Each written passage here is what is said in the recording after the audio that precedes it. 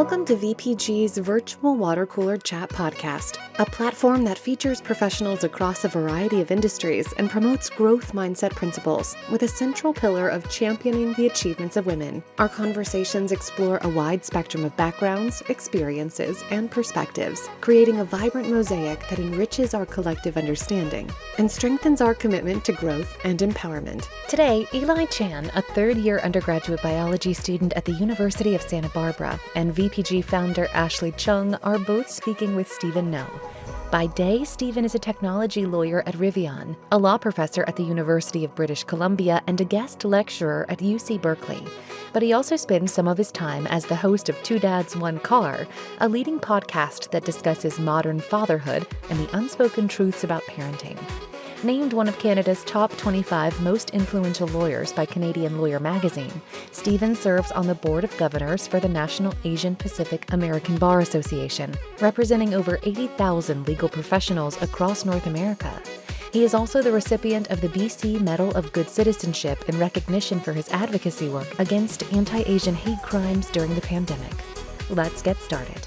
Hello, everyone. My name is Eli, and I'm a litigation assistant here at Virtual Patent Gateway. I'd just like to thank Virtual Patent Gateway and Ashley Chung first for this opportunity. And today we have a special episode on the Virtual Water Cooler Chat. I'll be interviewing our guests first, and then Ashley will actually come and interview, so we'll have kind of a dual interview. So without further ado, I'd like to introduce our guest, Mr. Stephen No. Awesome. Hey, thanks for having me on. Excited to be on today. Yeah, for sure. Maybe just to start us off, introduce yourself, and then how did you meet Ashley and figure everything out? Yeah, for sure. So by day, I'm a lawyer. I work in-house at a electric vehicle company. And by night, on the side, I also am a adjunct professor at the UBC School of Law here in Vancouver. And also I'm quite involved in the community and also run a podcast called Two Dads, One Car, where we talk about modern fatherhood. I guess I met Ashley actually through social media. That's one of the beauties of LinkedIn and other aspects is be able to connect with people around the globe and in different areas. And so I've been posting a lot about my thoughts on modern fatherhood, the impacts it could have in society beyond the legal profession and beyond. So we connected to that. Ashley mentioned this podcast, like I'm in, I'd love to be part of this adventure. So that's why I'm here today. I'm excited for the conversation. So maybe just starting from the beginning, initially, how did you get into the legal and marketing field? Was it always something that you planned on going into, or was it kind of more just you found your way into it? Oh my gosh. Sometimes there's this ideal story where you thought you want to be a lawyer since you're 5 years old, but that was not the case for me at all. I actually thought about being a doctor and actually did all the did pre-med. I was like writing the MCAT, and it wasn't until I was doing some volunteer work in South America and I was like, man, this is not for me. Like, this is not my cup of tea. And I had this big like life crisis at that point. I was like, seems like such a big thing at the time, but I'm like, what do I do with my life? And at that time I kind of pivoted to business because I actually really enjoyed marketing, the brand aspect of it. And through there, I really loved it. And 2 years in, I was thinking about doing my MBA, and I met a mentor of mine who actually has his MBA and his JD. So JD MBA is a joint degree, law and MBA. And I was like, this sounds like a great idea because I was really interested in the business transaction side. So I wrote the LSAT, and then the rest is history. And I've been really enjoying the field, really diving deep into tech transactions, business transactions and beyond. And so that's kind of where I end up where I am, but definitely not one of the clean paths from childhood, even high school. It was actually probably in my like mid 20s when I made that like sudden pivot. And so that's really where I'm at today. And it's always been just this fascinating journey that life has been taking me on. When you took your JD MBA, would you say that it was a really challenging experience, or did it kind of just flow naturally for you? Law school in itself is very challenging, and there is a lot of studying, a lot of reading. But the funny thing is that after I did my first year of law, I was about to go into my MBA program. I was really fortunate to land a job in the summers. I actually dropped the entire MBA stuff and did purely JD. And yeah, it had its challenges. I think at the time, because I was probably more of a mature student in the sense that I've actually worked between law school and undergrad. Like I had a really clear goal in mind. And so it was challenging for sure. Like, don't get me wrong. It was like the late nights in the library. It was like just pouring over my books, but it was just so rewarding. And I would do it again, right? Like, even though I might probably drink more coffee, maybe, who knows, but it was definitely a challenging experience for sure. When you were working at Allen's as an associate and you spent a year in Vietnam, how would you say that experience was? Oh, for sure. Happy to go through that backstory. So after I graduated from law school, I actually first worked in Calgary at one of the major Canadian law firms. And then I had this inkling to rediscover my cultural heritage. So for background, I'm part Vietnamese, part Chinese. And I've always grown up and lived in Vancouver, but I never really understood the Vietnamese side of my own identity. And so I had this random idea, like, hey, maybe I should like consider like working in Vietnam. Like, let me try to like see what it's like to work in Southeast Asia. It was this idea that was planted for a while, actually, because I did part of my undergrad on exchange in Southeast Asia, in Singapore, actually. And I always had this vision that one day I'll be back here, but back here in like a career capacity. And so, yeah, I followed this gut instinct and I flew to Vietnam to do interviews, meet with as many lawyers as I could, flew back again, did another second round of interviews, and I landed this job working at Allen's, one of the premier law firms in the area. It was a mind-blowing experience. I loved it. It was a whole new culture, living in a new place. I got to learn Vietnamese. I took lessons every single day in the morning from 8 to 9 before work, and I went into the office. And so that whole experience was definitely a life-defining moment. Met a lot of friends, colleagues, really shaped my mindset. And so happy to dive into it deeper, but it was definitely one of those like, whoa, like I'm so glad I did it. How would you compare it to living now in Canada? I mean, we're all in different chapters of life. So now I'm back in Canada, and part of it's because like my wife actually went with me at the time. And then we knew that if we wanted to start a family, like where do we want to start a family? Do you want to start it in Vietnam or do you want to start it back in Vancouver? And I think we had aligned, okay, long term, we want to have a family in Canada, mainly because my parents are here, her parents are here. And so we made that decision intentionally, right? And so I think it's great. I think there's a lot of true value about being close to family, being close to nature. I think Vietnam was fantastic for what it was. In terms of starting a family, for us, we wanted to be back in Canada. And so that's kind of where the decision came into place. And yeah. I love it. I absolutely love it. It's being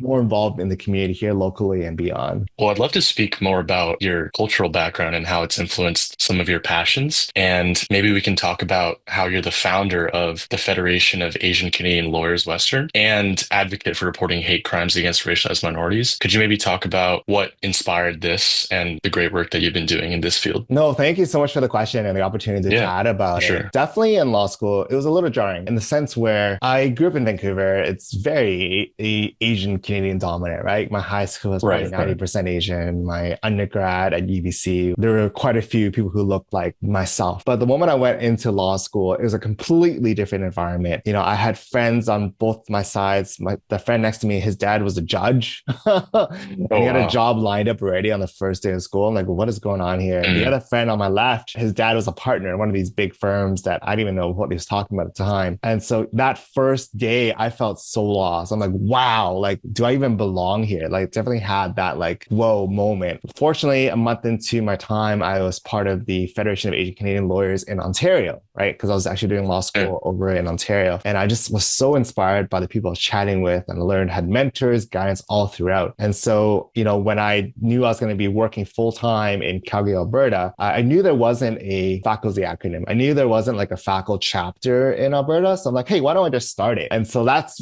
literally what I did. I got a group of friends together. We actually were at a bar just brainstorming this idea. There's like 8 of us at the time. How do we create this chapter within Alberta? And that's what I called Faculty Western. It really just captures the provinces of Alberta, Saskatchewan, Manitoba. And then, yeah, that's how it all started. And like, how do we create this community? And it all led as I'm going through the work, right? And you and I saw this, Eli, during the pandemic, this rise of anti-Asian hate that was prevalent, right? Like our friends were being attacked, our neighbors were being spat at. My cousin was shoved while going for a run in the park. And it was just this moment where like, what is happening around us, right? Like, it's just so jarring. I'm like, what can I do? And it just so happened that I was going for a drive and then someone actually threw garbage at my face and called me an effing C word. Let's say chink. Let's just say it for what it is, right? And they said it twice to me. And I was like, what's going on here? It's like 2019, 2018, right? Like, why is this happening? And so that shocked me. And I tried to report the hate crime. I had a hard time. I couldn't get through the phone lines to the police. When I tried to report it online, there were only forms available in Chinese and not in English. And so I was like, there's something wrong with this whole process. And that's kind of where I really stepped in and just like, hey, how do we change this? How do we change the reporting system? How do we make it more accessible? Because there's thousands thousands of others who are going through this. And that's kind of where it all transpired. It's a big question, and I'm happy to dive into Yeah. more detail, Eli. No, I mean, I think it's great what you're doing for the community, and that program seems really fantastic. How has it been since you started it up? You'd say it's been pretty successful, or has it gone through some roadblocks, or? Yeah, for sure. So my initiative at the time it's called Fixed Police Reporting, right? And the premise of it is like, how do we make reporting hate crimes a lot more accessible, right? How do we remove these barriers? Because there's language barriers, right? If you look at my mom, look at your parents, like they can't speak English. There's so many barriers for them to actually like call the police. And so I face barriers. So how do we make things easier? And I think the first thing is really through technology, right? How do we ensure that we can capture multiple languages? And so through these very concentrated efforts, I went big on the media, right? Like I think I spoke to 100 outlets, went through many interviews, panels, workshops, keynotes, and to really change the conversation. And so I definitely must say that within a few months, I was actually able to convince, negotiate, influence the Vancouver Police Department to have their reporting system in over 13 languages. Their website now, you can see it in 100 languages. So you just click, if your natural language is like Chinese or Tagalog or Vietnamese, you just click a button, everything shows up in Vietnamese. You can report what happened to you in Vietnamese. And that's also led to bigger systemic changes where the province of British Columbia now has provincial phone line that anyone can call to report the hate crimes in a way that's much more accessible. And so it's led to some deep systemic changes. There's definitely a bit of a process to get there, like a lot of pushback, a lot of like trying to change the narrative. But it does start with this big idea, right? How do we solve this problem? Because I faced it. If I faced it, many others faced it. And that's kind of where it all transpired. And so did I solve racism? Definitely not, right? But I think there's one component of it is the technology piece, because when you have the technology piece here, hate crimes can be reported and the data drives decision making essentially. Well, you had many different experiences leading discussions, speaking publicly. Did you always feel like leadership was a strong suit for you in this sense, or was it more of a drive and a passion to become a great leader? Yeah, I mean, leadership's so interesting, right? Because sometimes you look at someone, you're like, whoa, like he's such a great speaker, communicator, leader, do these things. But it's like this step-by-step process. It's evolving journey, right? And I think even started back in high school where I volunteered for different organizations, really stepping into leadership roles. But even through this advocacy work, I had a coach, like I had a speaking coach. I had someone I worked with closely to kind of like frame my messaging. Because especially when you're talking to the media, right? You only have like 2 minutes, like 1 or 2 minutes to get your point across. And so I think leadership is constantly evolving. It does take that act of courage. That's probably the first step, right? Once you have that courage to act, this is where the magic is. Confidence is basically the courage and willingness to take action. That's what it is. And the feeling of confidence comes after the action, but it's the initial step of courage. And that's kind of where all the magic lies. Well, in your current job, would you say that you use it as you're an adjunct professor? Would you say that you use that skill a lot? Absolutely. I mean, in the professor role is a little more academic in that sense, but definitely, when you're trying new things, when you have a classroom of like 20 students, right? How do you help guide them through what you want to teach? How do you take them from start to end? That's been such a fulfilling role as well too, right? How do you try office hours? How do you communicate and teach in a way that's engaging, but also essentially gives them the tools and skills needed that when they graduate, they have a sense of what's going on. And so, yeah, definitely the courage aspect, leadership is like inherent part, right? It's easy for us just to be in a room and just like listen, but it's another step to be like, let me try this. Let me raise my hand. Let me be the first to like give this a go. It's a constantly evolving journey though, Eli. Like it's something that I'm constantly like thinking about and working on and trying, especially as you evolve to these different levels of who you are as an individual and beyond. I think leadership is for anybody, for everybody. It could start even as small or big. It doesn't have to be this massive like systemic movement I did. For example, even now, like I'm actually planning a block party, right, with my neighbor. Right? Oh, wow. How do you create the committee? How do you create the ideas? We just had a planning meeting yesterday and just really getting the ball rolling. And so leadership can be different acts, big or small, but it is that initial courage, that willingness to take action. Would you say you use a lot of leadership skills at your current role today at Rivian? Absolutely, right? I started Rivian about 3+ years ago. And at that time, we had the Asia Pacific Islander Belonging Resource Group. So it was like an employee group within Rivian for Asian Pacific Islanders within the company. And there was an opportunity for me to join their committee and their leadership team. So I raised my hand, like, let's do it. At the time, we had nothing going on. It was just like a brand new committee. And it's like, how do we create programming? How do we communicate it? How do we get buy-in, right? And so definitely in that sense, when you're creating these new communities, these new ventures, it does require the active leadership. And beyond that, even in the legal side, as you're negotiating contracts, as you're trying to guide the business, as you're trying to offer your opinion, it does require those leadership aspects as you speak in. And so I think leadership is an inherent part of kind of how we kind of grow as individuals, especially as you rise to the ranks in senior leadership and beyond, because it's not just like, oh, this is like a legal problem or a business problem. Sometimes you gotta be like, how do we look at it from the business lens? And so, yeah, for sure. To answer your question, definitely all the time, actually. You have an MBA, right? So would you say that in your day-to-day work life, do you use your business background a lot in your work, or is it kind of something you put in the back? For sure. So I graduated with a Bachelor of Science. I had a minor in commerce and definitely through those courses, through marketing, through strategy, through accounting, it does give you a really strong base. I did my JD MBA. I actually dropped my MBA, so just purely JD, right? But just purely JD. But even that, because of the business background I had working in marketing for 2 years before law school, taking business courses, I use it all the time, right? Even now, like how do you constantly reading books on strategy, books on marketing, books even on AI? Like that's the next thing, right? How does that look like? And so my bookshelf is full of books talking about this. And so it's an evolving process. I think the business side is absolutely critical because to be an effective lawyer, right, you need to be able to understand what are the business drivers, like what are your desires, what are your needs, what's on your roadmap. And when you can understand that, I could shape my legal advice accordingly. I wanted to talk about how you were recognized as one of the top 25 most influential lawyers in Canada. First of all, congratulations. That's a pretty big feat. And what did you think about receiving this award? Because I think you've definitely been doing a lot to influence your community and influence your work life and your personal life. Yeah, no, definitely. What an honor, right? It's one of those awards that I couldn't even imagine, right? At this stage of my career and my life. And so when that came through, I'm like, you got to be kidding me. Like there's definitely this imposter syndrome that comes through with this. But at the same time, I'm like, okay, this is just another platform for me to really spread the message, right? How do I also encourage other peers to consider this award as well, too? But definitely, I think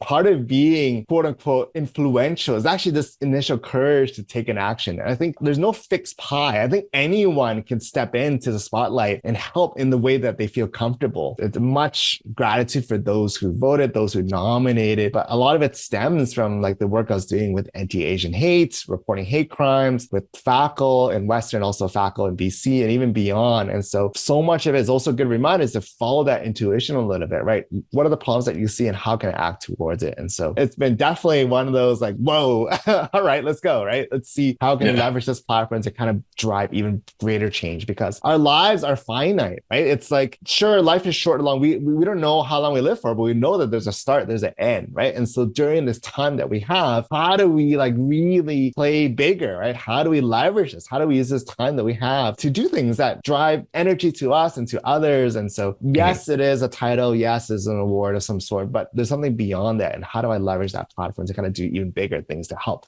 the community around us and beyond? I ask this question a lot, but I think it applies to you more than others almost. I wanted to ask you about one of your biggest hardships, because I feel like you've been through so many different experiences. Just one of your biggest hardships and how did you overcome it? Yeah, I mean, that's a really good question, right? Like hardships, we all go through hardships. Anyone would be lying if the person who's speaking in front of you has not gone through any kind of obstacle, hardship in life. I think this will be the interesting one to talk about because I haven't really shared this as widely publicly, but I think one of my earliest memories from childhood was, so for context, my dad was a refugee from Vietnam. My mom was an immigrant from China. And one of my core memories, I think in grade 2, was that there's a friend of mine who had all the toys, right? He had all the Nintendos, all the TVs. He had everything in his house. This whole home was stacked with toys. And I remember every time I asked my mom for something, she'd be like, no, we can't afford it, right? I'm like, what's going on? Why not? And then I remember this moment we were driving past a McDonald's for some reason. And I was really craving French fries, random idea. And I'm like, man, mom, I want to have fries. And I just kept whining. It's like, Steven,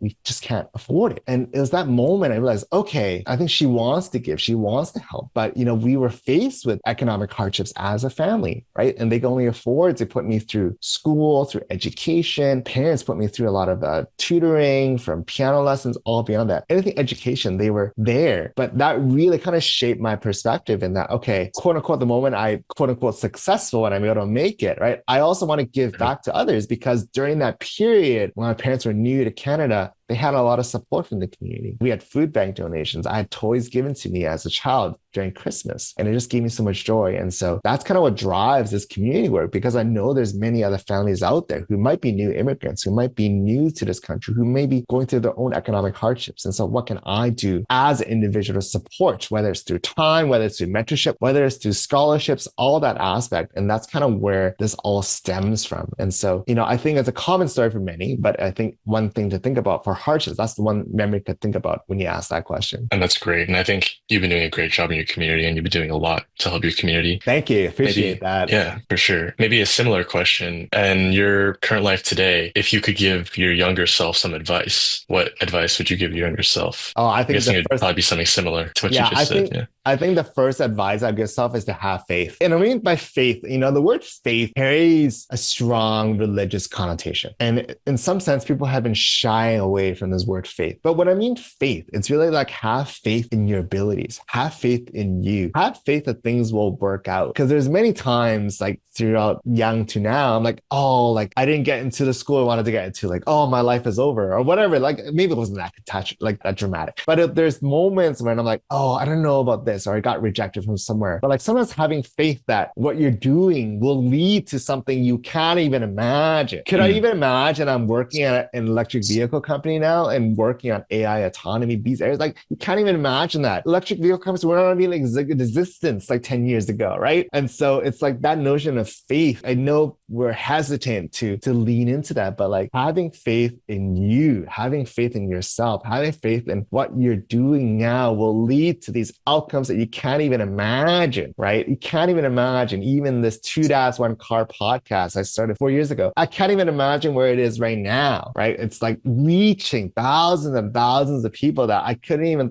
it's just like a personal hobby. And so that notion of faith is what I would tell my younger self, and I would still tell myself now. Well, yeah, I saved the best question for last. I wanted to ask you about your podcast since we're on a podcast today. Oh, yes. But I've listened to it. I really enjoyed it. You have a really bubbly personality, and it's just a very like upbringing type of podcast for me. But what's your favorite part of doing it? And do you have any tips or tricks since we're on the virtual water cooler podcast today? Oh, thank you so much. I mean, first of all, thank you so much for listening. Yeah. And, it really warms my heart, to hear feedback like this. It's been such a joy. And so the podcast is called Two Dads, One Car, the number two, the number one. And essentially, I just bring another dad with me in my car, and we drive around and we just talk about parenting, talk about modern fatherhood. It's just meant to be this opportunity to connect with someone who's sitting on my right to talk about these things that are very common, whether you're a current parent, whether you're a new parent, you're thinking about having kids in the future, maybe you have like family members who have kids, right? You want to get their perspective. And so part of the joy in this is just having those deep conversations. I think so much of our days and lives, we talk about our work titles, our things we do, our accolades, which is fine. Don't get me wrong, right? Those are parts of life, but there's something raw about parenting and fatherhood that just transcends like all layers. And so for me, just having those conversations and just seeing where that leads to has been the biggest joy. And I've learned so much, right? I don't pretend to be an expert because I'm not an expert. And that's why I ask the questions, because, hey, this is what I'm struggling with. How do you navigate through that? And to the extent it helps others, the better. And so I appreciate the kind words. And it's been such a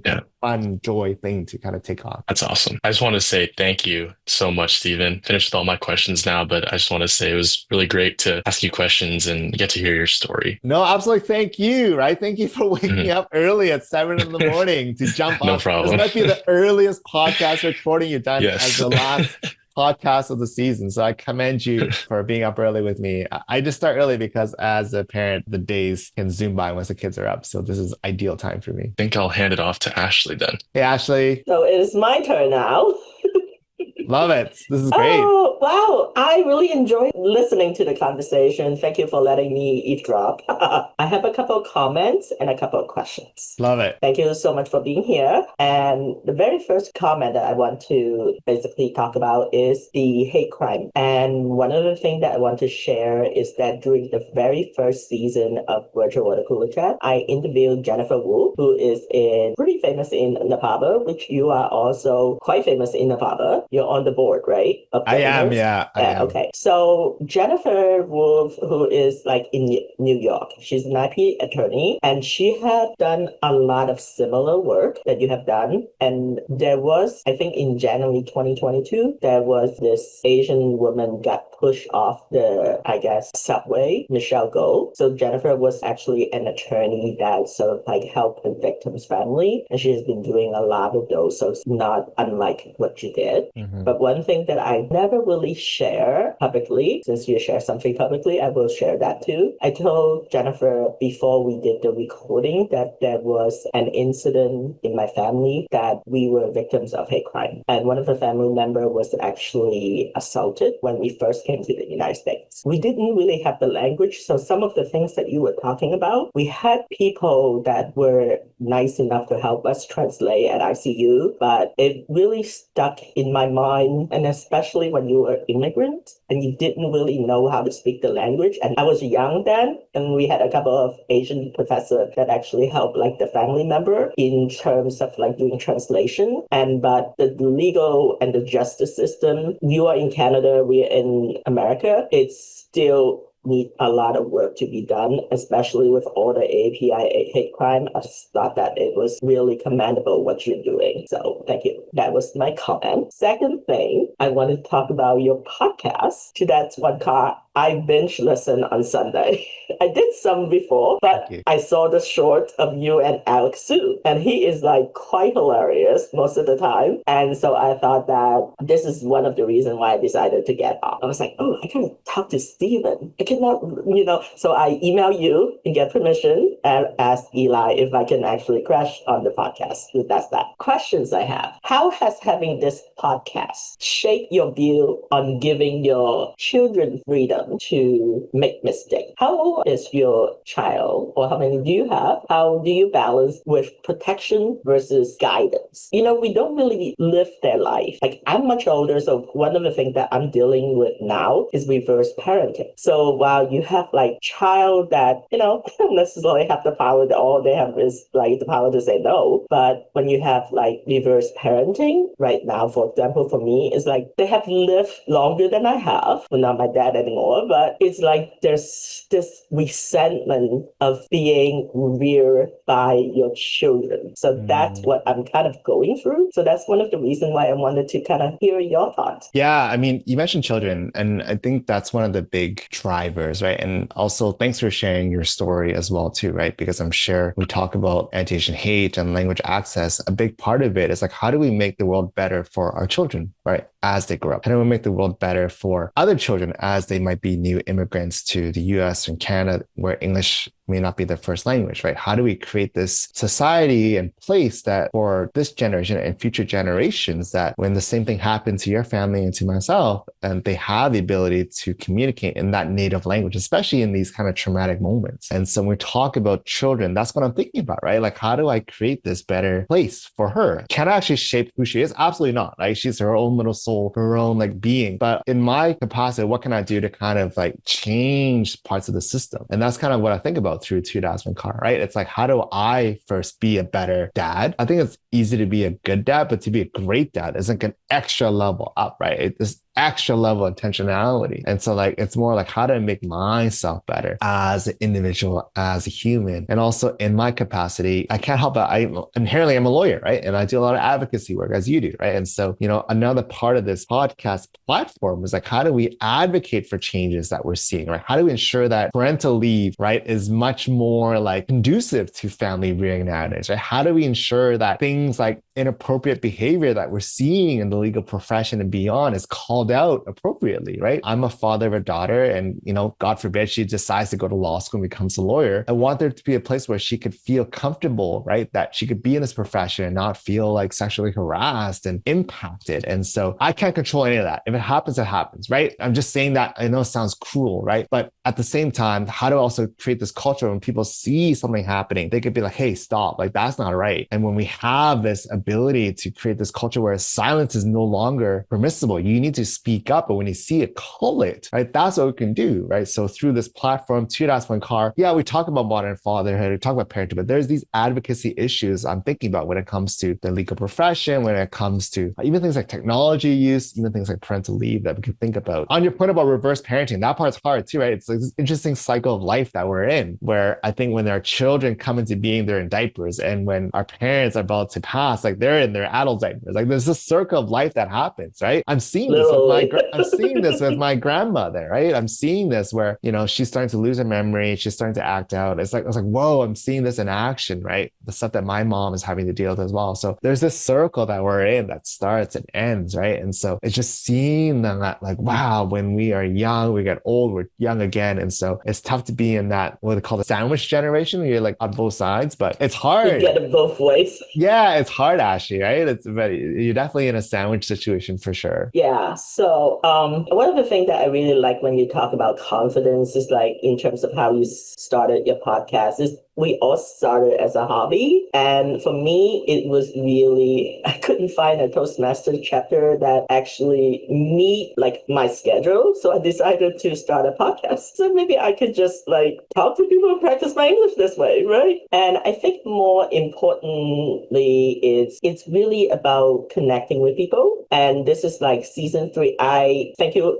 I applaud you for your consistency. 4 years is a long time. I'm only 3 years. It's been really interesting. And how do you select your guests? Do you just randomly say, oh, I want to talk to Alex Chan, I want to talk to Alex Su? How do you actually go about doing that? No, thank you for the kind words. I think it started 4 years ago. We definitely took a pause in the first 2 years because being a father was chaotic and crazy. And so it wasn't until like last year we actually really started putting the pedal to the metal, right? And getting it up consistently and beyond. In terms of your guests, it's probably similar to what you're doing, right? You notice people who are doing some cool things and like, hey, I want to bring you on and like chat with you. I do have a dream list though. So I have like a dream list of guests, right? And it's like, okay, how do I get to that point? I'll put this in the universe, right? Dream list. How do we get Barack Obama on? I don't know. Someone knows somebody who's part of his team. Like it would be amazing to have Barack Obama on 2.1 to talk about his journey as a father, right? Let's keep emailing Barack Obama. I will ask and you will ask, and whoever gets it, we will just do a co-host.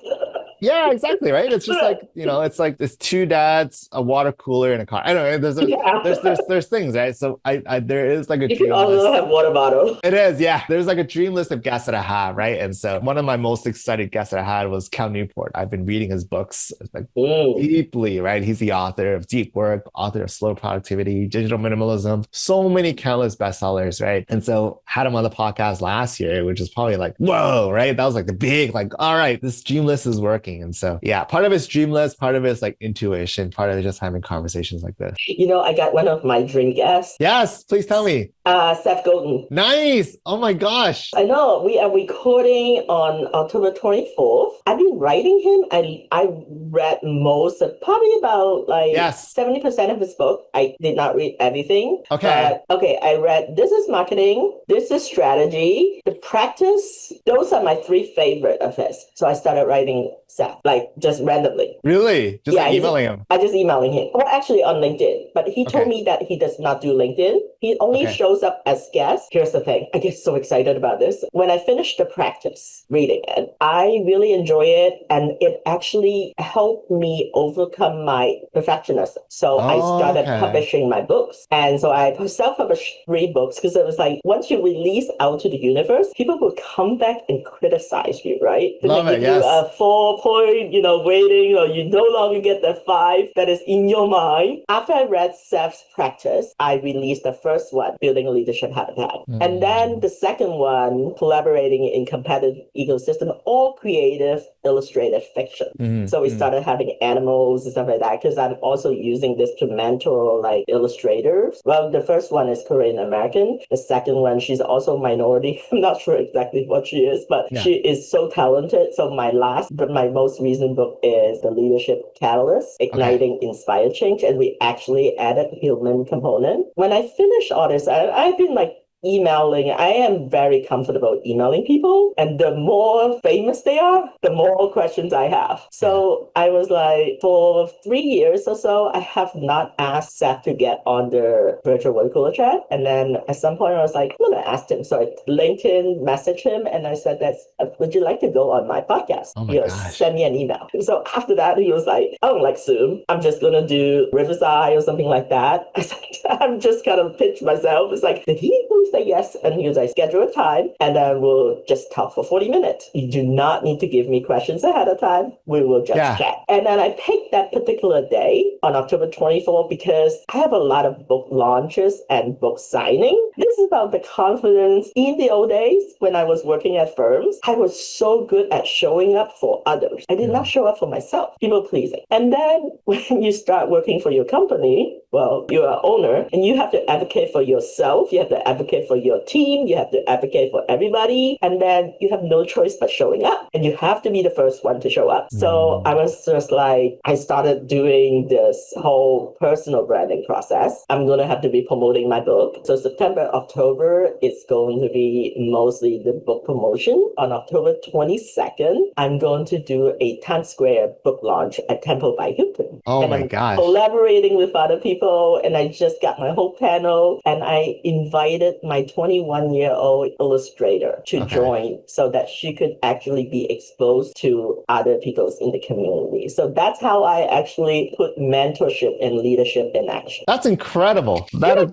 I have to send you a book. If you do Audible, that's one card. I could give you like the link or something like that. But yeah, I am just like, I'm quite fearful of everything that is going on. Yeah. So imposter syndrome is like hitting me pretty much every day. Yes, but I think it just have to keep happening, so you have your lessons learned. Any advice you might have for me considering all the awards and accolades that you have so that I can kind of like push forward based on your advice? Oh my gosh, I'm inspired by you. So let's start there. Like, that's amazing. So the book that you read was This Is Strategy from Seth Godin, and that was like the practice is the one that helped me overcome perfectionism. I see. Okay. Yeah. I'm a huge Seth Godin fan and love to like pick your brain later on. But that's amazing. That's stellar amazing. I think that the awards and the accolades, okay, I'll share this because I guess it'll just be published after the official announcement. I'm also getting a big award. And I had this massive imposter syndrome about even like pushing forth and like getting my nomination in and getting nominated. There's a whole process, right? And it's actually the NAPABA Best Under 40 Award. And so like I got a phone call last week. It's like, Steven, you've been selected. I'm like, you gotta be kidding me. Like, it's just like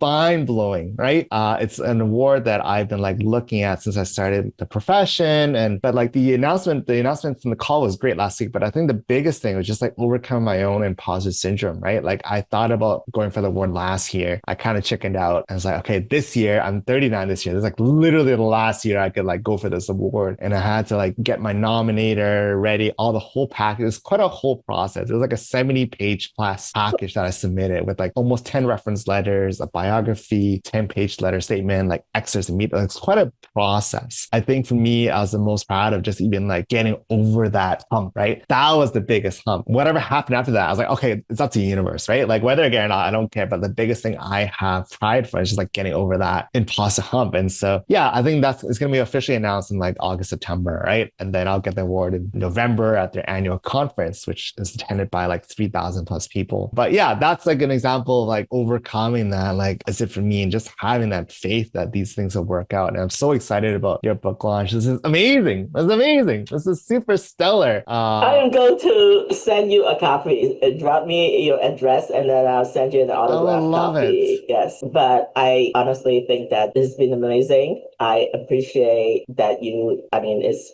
also 7 when you started at this podcast recording with Eli. And then I really do appreciate it. I love Vancouver. So in a few weeks, I'm actually going to go to British Columbia. Nice. Because Mommy and I are going to Alaska. Before we return to Seattle, we're going to go to British Columbia and we're going to do some whale watching there. So, are you taking the ferry from Vancouver or Seattle? Not the ferry. We're going to do Royal Caribbean from Seattle. Yes. Oh, for the cruise. Sorry, the cruise. Okay, Yes, got yes. it. So, I mean, my parents have done the Alaska trip, but I have not because I was working like at law firm hours before. Yeah. So I could talk to you all day, but you need to go back to work and I need to go back to work. I think this is just an encouragement. Let's put our brain together to see how to get Barack Obama on our podcast.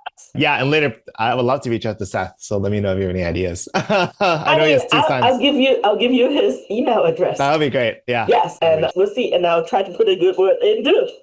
Amazing. All right. Thank you so much. Thank you, Stephen. Appreciate Amazing. Appreciate. We will promote to that one car. Awesome. And let people know it. how awesome you have been. And congratulations on everything. And thank you for doing what you do for the humankind in general. Thank you. Appreciate it. Have a good one.